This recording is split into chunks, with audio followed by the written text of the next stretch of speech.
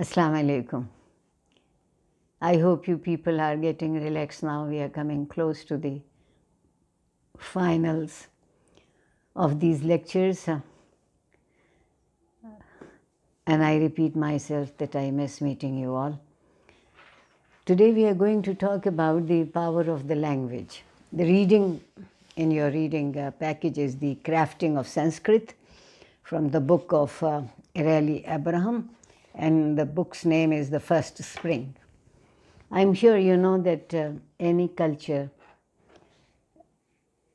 any civilization needs a language, and the worth of a language basically gives meaning to civilization and to culture both. In this case, we mentioned earlier somewhere in the last lectures that Sanskrit was the most important thing for Hindus. And Jains and Buddhists did not use Sanskrit that much. They used Prakrits, and I will explain these two things in the beginning of this lecture as we move on. The Sanskrit language is of a wonderful structure, more perfect than Greek, more copious than Latin, and more exquisitely refined than either. This was the view of the late 18th century pioneering British Indologist William Jones. So the oldest known form of Sanskrit is that of Rig Veda. We talked about the Vedas, composed in the second millennium BCE, and is believed to be the closest descendants of the extinct to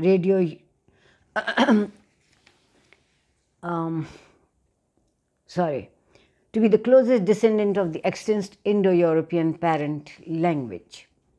Over time, as the time went by, the spoken language evolved freely. The disparity between it and Vedic languages widened. Sanskrit is the Vedic languages, and the open society was speaking a different languages which are known as spoken languages.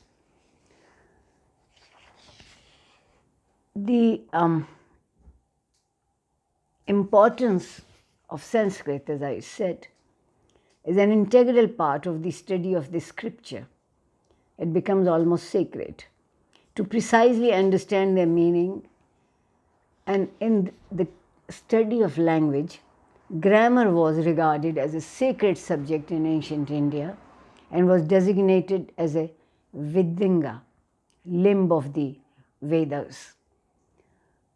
By the second half of the first millennium BCE, grammatical studies in India had attained a sophistication unmatched by any other civilization of that age.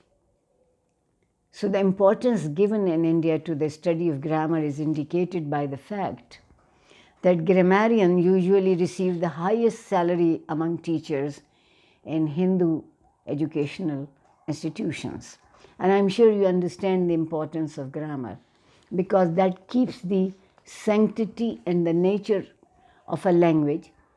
It does not make it static, but it makes it a given authority how a language is to be accepted and what level is not acceptable. And this is how languages get standardized. Panini is the greatest Indian grammarian, and he is the one who really gave his life for Sanskrit.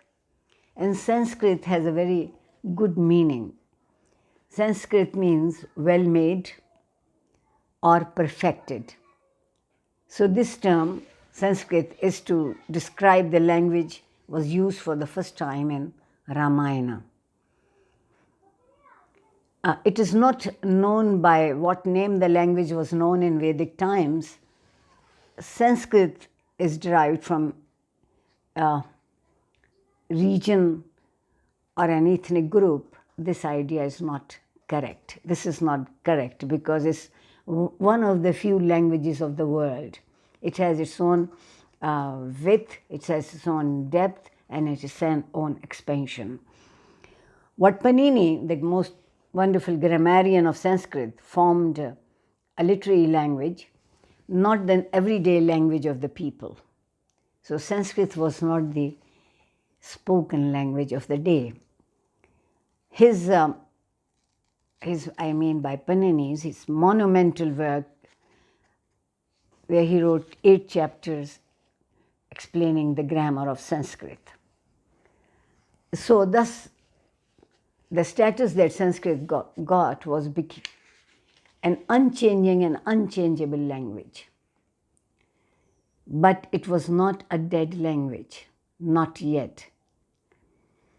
Though it was not a language of everyday discourse and it did not live and grow with the people, it lived in the thoughts and dreams of thinkers and writers. So it was basically an elite language. An elite language. And it was not allowed to violate this elitism or to commit that to Sanskrit just as a linguistic offense. But anything wrong done to Sanskrit was almost like a sin.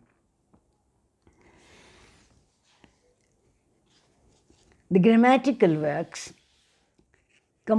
composed after Panini were mainly commentaries on Astadhyayi. Astadhyayi is the word name given to Panini's work, where he wrote those 8 chapters.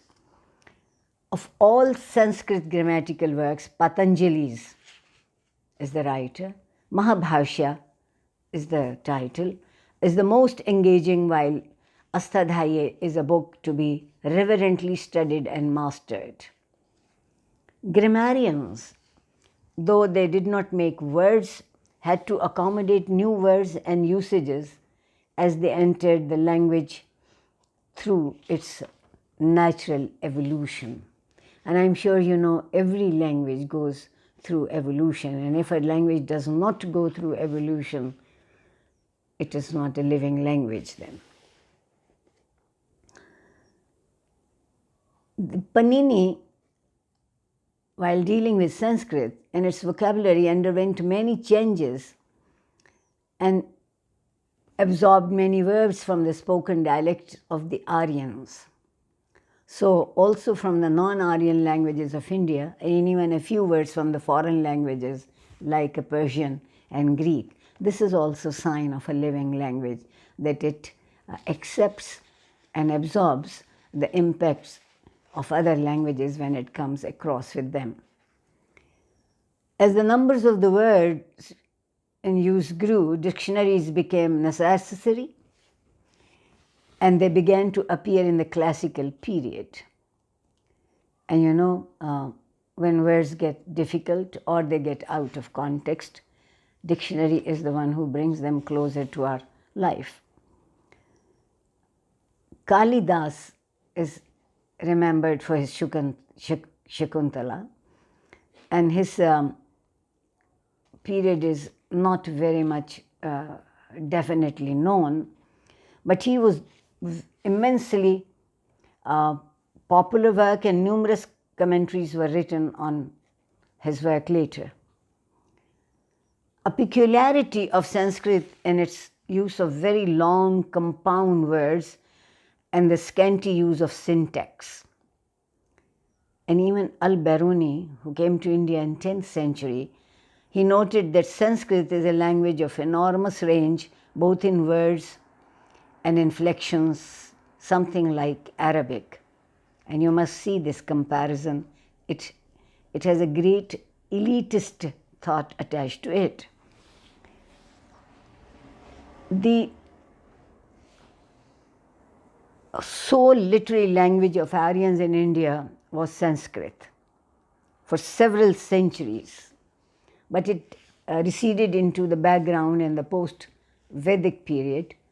Then for several centuries, from the second half of the first millennium BCE to around the middle of the first millennium Common Era CE, Prakrit was in Aryanized regions of India. Prakrits are basically the local languages which the people spoke. The primary language of literature, religion and royal court Prakrit became the primary language of literature, religion, and the royal court, where the Sanskrit was largely confined to the Hindu priestly class. Prakrit, basically it means natural or refined, and one good meanings are non-fabricated. It is the generic name of all the classical Indian vernacular dialects cognate with Sanskrit. Aryans in India, while Sanskrit as a hieratic and literary language assumed a formal stable structure for them, but Prakrit evolved and changed as the living language of the people. Prakrit was the favored literary language of Buddhists and Jains because as they sought to reach out to common people, while Brahmins desiring to keep knowledge to their Varna monopoly preferred Sanskrit, which was unintelligible to commoners. The most important dialect of Prakrit was Pali, which was the language of the regions around Ujjain. Pali was the language of Hinayana Buddhism, one artery of Buddhism, and was favored languages of religion in Sri Lanka, Myanmar. Siam is the old name of Thailand, and was the favored language of Cambodia. The question is then, what was the oldest extant post-Indus civilization written records of India, and what was their language? The Ashokan edicts of the 3rd century BC are in Prakrit, and this continued to be the language of the inscription even in Gupta period. And all the inscriptions of the Gupta period have some 1500 of these inscriptions are in Prakrit, but not more than a dozen in Sanskrit. The royal patronage from Buddhism and Jainism to Hinduism was basically that the Prakrit was coming as the language of intelligentsia. Talking about Sanskrit, one of the oldest extant inscription in Sanskrit, in Quasi-Sanskrit, actually a Sanskritized form of Prakrit, is of a foreigner. The circa is 122 BCE, Vidisha pillar inscription of Indo-Greek chieftain Heliodorus.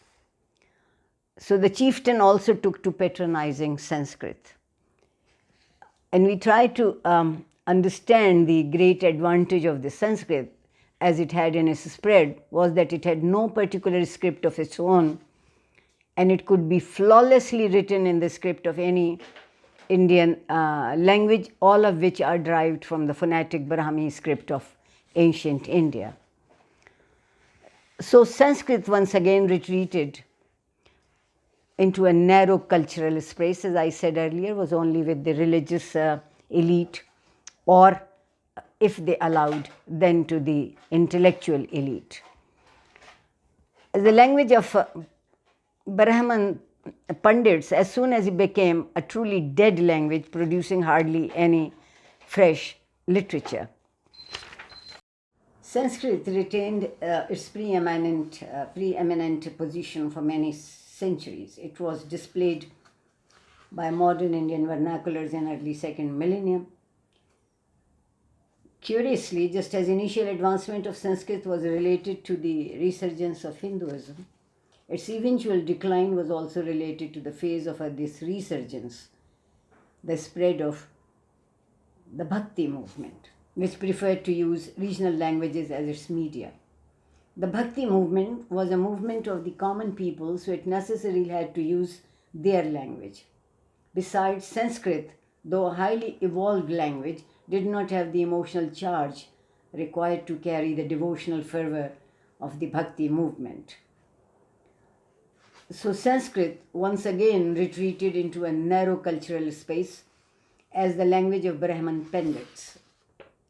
Aryans in India, they were the people who took to writing rather late, many centuries after other ancient civilizations. And writing gradually became fairly common in India from around the closing centuries of the BCE, and soon books began to appear on the scene. And there's a description of man reading a book to pass time in first century Common Era text of Asvaghosha. Writing materials and methods varied from place to place in India. Bark and leaf were prepared for writing but they were first dried and then thoroughly they were cut them into even strips and finally rubbing them smooth and applying a coat of size. So the leaves of the books were numbered while writing, and when the book was finished, the pages were collated and bound together by making neat round holes at the center of the leaves or 2 holes at either end for large books. In North India, ink made from lampblack or charcoal and a reed pen were used for writing on bark, but in South India, a fine point stylus was used for writing on palm leaves. So the leaf is afterwards wiped, it was wiped clean, but the engraved letters could come out because they would rub into the mud or the cow dung and gives them a darker color, thus rendering them more distinct and readable. So lampblack and powdered charcoal was commonly used for the ink. Thank you.